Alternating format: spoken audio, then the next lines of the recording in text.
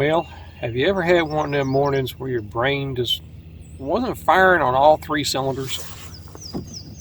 I've had one of them mornings. I come out here in the boat.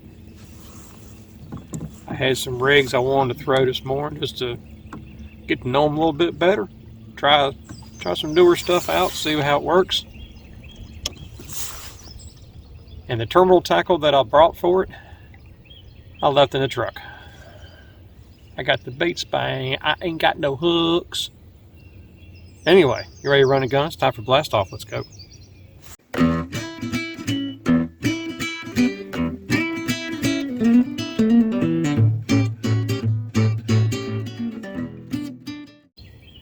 Morning, Bassin buds. Todd here with you. Welcome back to Bassin 101. Yeah, it's one of them kind of mornings.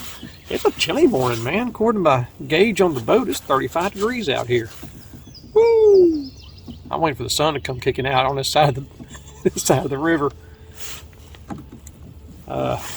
Yeah, I had brought some stuff with me today to try out just for fun. See how much I like it. I got the weights, but I ain't got the hooks. I ain't got the jig heads. They're all sitting in a tray that I left in the tackle box that I left in the boat. So, still trying to figure this tackle box thing out. Whether I want a bag or whether I want an actual box. But the one thing I do have with me today, though, just for fun, one of my favorite vintage combo setups, which I'll do a video on. Old Berkeley lightning rods, as you can tell. Old Berkeley lightning rods with old Ryobi 5000s and 4000s. These are not the magnets. So there's no magnets on these. I've read in some forums where people complain about these things being junk. No, man, shoot, these things are sweet. They cast like a dream. But, well, sunlight peeking through the trees. But, yeah, I wanted to stay period accurate. Well, these were around back in 84, 85. And something that came out a couple of years later, or maybe a year later, the fluorescent green prime. I got all these old Ryobis filled prime with that green thing on there. Just, you know, I remember when it came out back in the day, but I just never tried it. And so I thought it'd be fun to put on these Ryobis. I got a little bit of current out here. I'm trying to stay in position. I might have to keep the trolling motor on real low speed. But the baits I brought with me today, I brought 3 rods. 2 mediums and a medium light. Remember that bone tiger I painted? Oh yeah, so I got a bone tiger mega bass on here. And if that doesn't seem to work, I do have, coming up in a future video, the storm. It's a predator blank suspending storm that I did in the chartreuse crawl. So I have that as well. I don't have stained water here. The water's pretty clear. It was muddy a couple of days ago. So I've got those. I have, just about hit you in the head, didn't I? I got me a Mr. Twister Cometa that I had rigged up on a Nico rig. That thing does really good on Nico rig. It stands almost straight up. And then last but not least,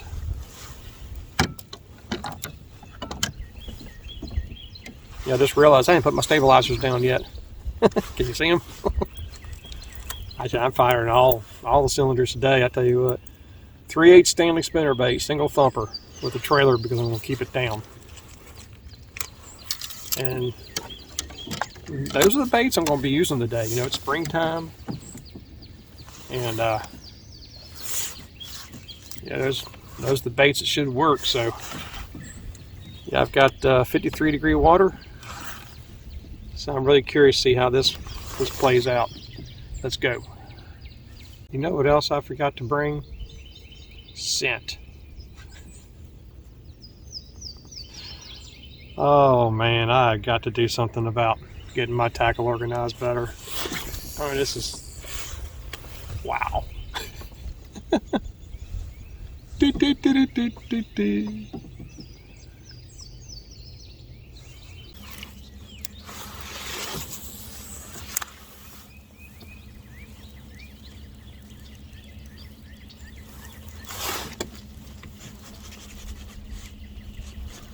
Look here. Look at here. Whoa, dude. This is a good fish here, y'all. He just kind of loaded up on it.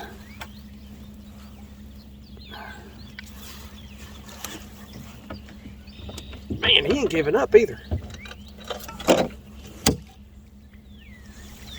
What up here? Oh my goodness, this is a good fish.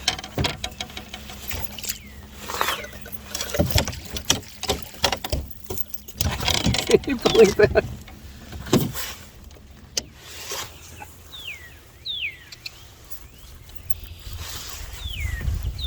Look there, guys. That was worth the trip. She was in about 2 foot of water. Drilled her right in the nose. She just kind of loaded up. I'll show you that bait here in a second. Oh, look at that. She's a good 2.5. Nice solid chunk. Alrighty. Thank you very much.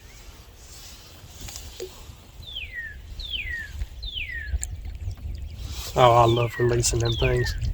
Watch them swim away. What did I catch her on? Well, I'm not going to lie to you. I've been doing some of the old Gerald Swindle junk fishing. Yeah, since I didn't bring but so many things with me since I lifted all the rest of it in the truck. Gotta keep myself in position here.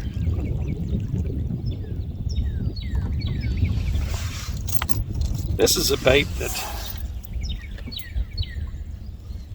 came out in 1987 and kind of bent the wires up a little bit. 1987, and I don't think it lasted more than a couple of years. I really don't. Some of you guys might remember these. This is a Lunker Lure Springbill. To me, this is the original chatterbait. It's got 2 blades on it. All I've done is put a ball bearing swivel on it. But you use this with a straight, like a split tail trailer.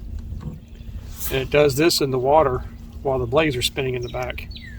But yeah, she grabbed it. Solid white. I know some of you guys are going to be happy to see me throwing solid white. The water's pretty clear. But that was fun. I mean, she loaded up on it, and I wasn't even sure I had one until she started swimming like crazy with it. Let's see if we can do that again.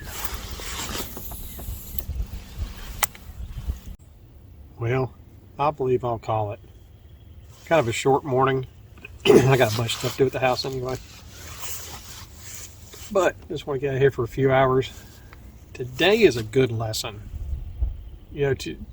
Especially to you guys who are just now getting into bass fishing and learning things about it. One of the things that happened to me this morning, of course, being a blockhead, was the baits I really wanted to play with today, really wanted to try them out and everything. It kind of zapped my confidence. And I even had baits in here that, I've caught fish off of. But my mind was set on throwing stuff that I hadn't thrown before. Well, I don't throw a lot. And was really wanting to work on that. That was kind of a, and I just ended up junk fishing. I started doing the same thing that a lot of you guys do too, man. I just had a bunch of baits sitting out here. And the one I caught the one fish on, the old Lunker Lure Springbill, old Denny Brower Springbill. But, yeah, those are gone. But it's a good lure. And floating down here. It's a good lure. It's going to make my final arsenal. I don't know. I'm really thinking about really just bare boning my arsenal. I mean, to just a handful of something. I really don't know yet. The one thing I wish I had with me today, slider worms. I really regret not bringing those. But hey, there's always next trip. But you learn. I use this as a learning curve for me kind of thing, because it really makes you think about stuff that you have confidence in, stuff you don't have confidence in. And bass don't always hit crankbaits, bass don't always hit spinner baits, they don't always hit worms, but I could just about get them to hit that slider. And I guess that's my little niche. I used to be known for jigs. Haven't done very well with jigs last couple of years. I'm shocked. I don't know if the river's getting more pressure that I don't realize it's getting. I mean, I always hear rumors about it, but I hardly ever see anybody down here. I mean, most of the time down here, I'm by myself. So I don't understand where the pressure comes from, but I guess I could see it. But use this as a learning experience. You guys go out there and maybe you lose a couple of your favorite lures, while you're fishing, and it kind of deflates your ego as far as what am I going to do now. But try not to let that discourage you. Keep your confidence level high. I mean, that's basically what I did. I just started getting out baits that I had the confidence in that I brought with me, and actually the one I was experimenting with just to see if the blade combination would work well is the one I caught the fish on. Imagine that. But glad you got to come along with me for a little while anyway. At least we got one good one, so it was worth it. Kind of a quiet trip.